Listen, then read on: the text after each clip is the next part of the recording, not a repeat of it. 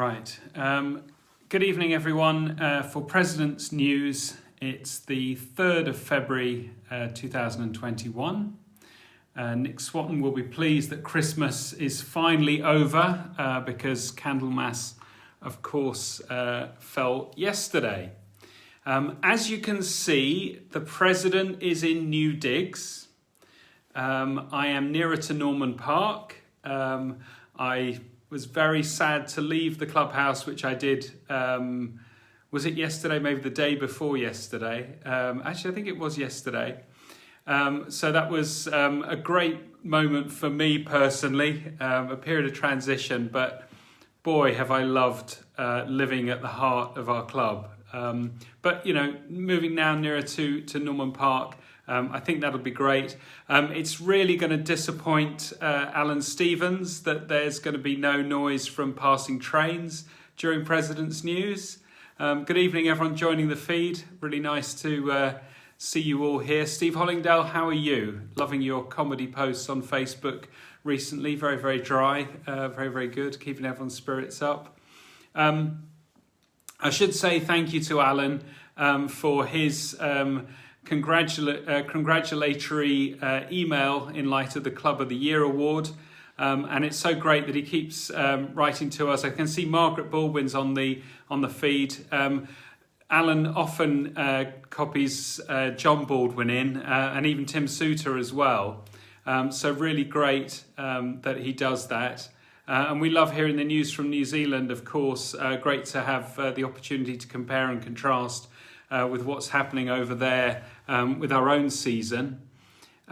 We also heard from Graham Patterson, who was a Blackheath Harrier in the 1980s, who now coaches at West Cheshire, who were the club that were runners-up to us at the Club of the Year award as well. So a very unique double for him. So very nice that he took the time to write in. And I know he stays in touch with Pat Calnan as well. So great that he's in touch with us as well. Well, anyway, that's enough about the awards from past last week. We talked about that in the news then. But I'm so excited because past President Nick Brooks has been busy writing up a report because we've had some athletics during the week. And I can see Nick's on the feed. Good evening, Nick. Thanks for this report. We had Dina in action, Adam as well.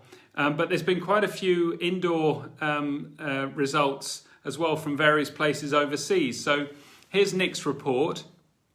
It's entitled Early Indoor Season Performance by Blackheath and Bromley Harrier Athletes. Despite the lockdown causing nearly all sporting events to be cancelled, BBHAC athletes have managed to find places to compete, albeit abroad.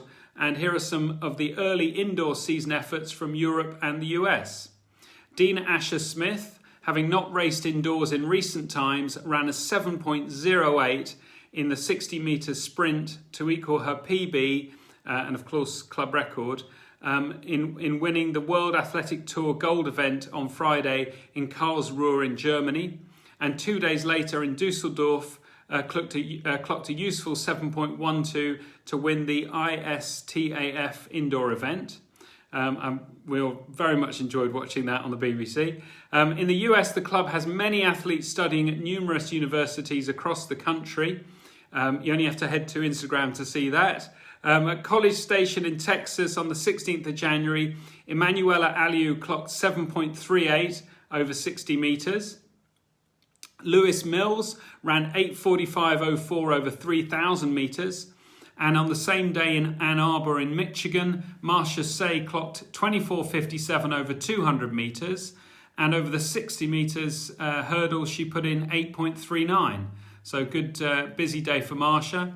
On 23rd of January at University Park in Pennsylvania, Marcia then ran 7.68 over 60 metres, while Divine Oladipo put the shot 16.05 metres.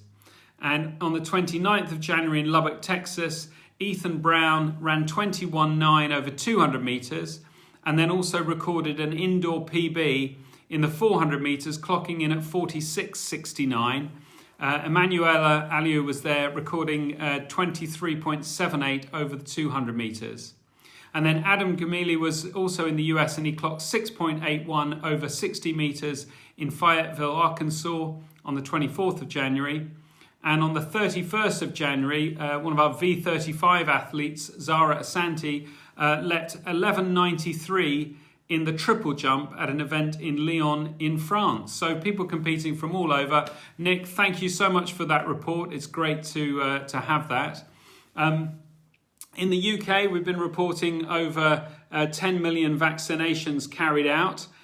So maybe if that's all effective and starts to take hold, maybe we can see a bit of an indoor season. Let's hope, let's see.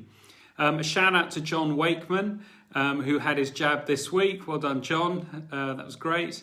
Also, just must mention Drew Grace, who, having fought COVID, of course, we've been reporting a little bit about that in the President's News. He donated his winnings from drawing number 69, which is obviously Drew's rather apt number in the 300 club. He donated those winnings back to the club. So thanks very much, Drew, for that, and hope you're successfully on the mend. And of course your wife as well. I know she was poorly as well. Shout out to Paul Byfield. Paul has successfully secured £500 from the EA Club Support Fund. And that's the kind of understated hard work that's the backbone of the club. So Paul, thank you very, very much for doing that work and taking the time to do that for us so we can allocate those funds accordingly. I think there's a bit for coach development and so on and so forth. So thanks very, very much for doing that. While I have everyone's attention, a shout out to the women in the club, particularly those over the age of 15. It's the next round of the National Road Relays. We're through to the national round. We have a team of 8, four of which must be women. And I think so far we've only got one entry. So please gather yourselves together and enter. As a club, we've got the calibre to win this competition, but of course you have to be in it to win it. We can't win it if we don't enter. Other things of interest, I must mention too, in this week, we have received an inquiry from David Cook from the Cobham Conservation and Heritage Club. He's researching men from Cobham and Oxshott, Surrey, that were killed during the Second World War for a roll of honour. He came across a grave marked L.T. Brookway, and in researching L.T. Brookway, found that there was a runner sharing his name recorded in the October 1933 Daily Mirror, which was writing a piece about the club's 5-mile championship. So Blackheath Harriers getting into the Daily Mirror back in 1933. So of course, I forwarded on this email to John Turner, who's helping David Cook, because John is fresh from his research for his book, Hurrah for the Squares Entwined. And as we know, John is passing all profits from the book through to the club. So if you haven't got hold of your copy yet, this is a great opportunity. And thank you very, very much, John, again, for your work on that. And really looking forward to that next volume. I really am. Great fundraising from him. And talking about the fundraising, I just wanted to give a more complete update on how we're doing with fundraising for the development. And I can see John Wakeman is on the feed. That's great news that you didn't cry, John, during the vaccination. Never doubted that for a second, with all of your boxing prowess and the way you carry yourself as a pole vault coach. With donations and those that have gift aided, our fund now stands at £146,000. Remember, our fundraising, we're targeting the end of March. I'd love to report to you next week that we've got to 150. Can we get there by next week? I would love that. Please, if you've yet to donate, we really need your support. We're at February. If we want to build the development that we all aspire to, we need to get to that magic £200,000 target. So thank you so much to everyone so far. Let's see if we can do it. It's really great that we've got this far. Let's just keep working away out there. All right, well, that's it for President's News this week from the new digs down near Norman Park. In better times, maybe the President will have a garden party. Let's see. But anyway, until such a time, keep well, stay safe, keep up the training as well. You know, it's great to see everyone out there. Of course, I won't be seeing people now down at the clubhouse as I have been on Sunday mornings, Saturday mornings.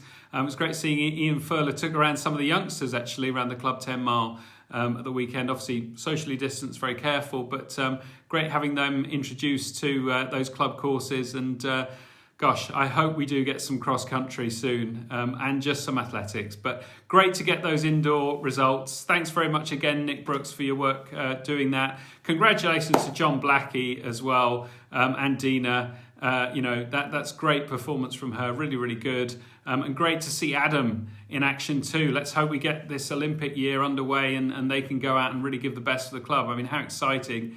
2 athletes representing the club in the Olympics. That's terrific. Anyway, good night, everyone. Have a great week. Speak to you next week.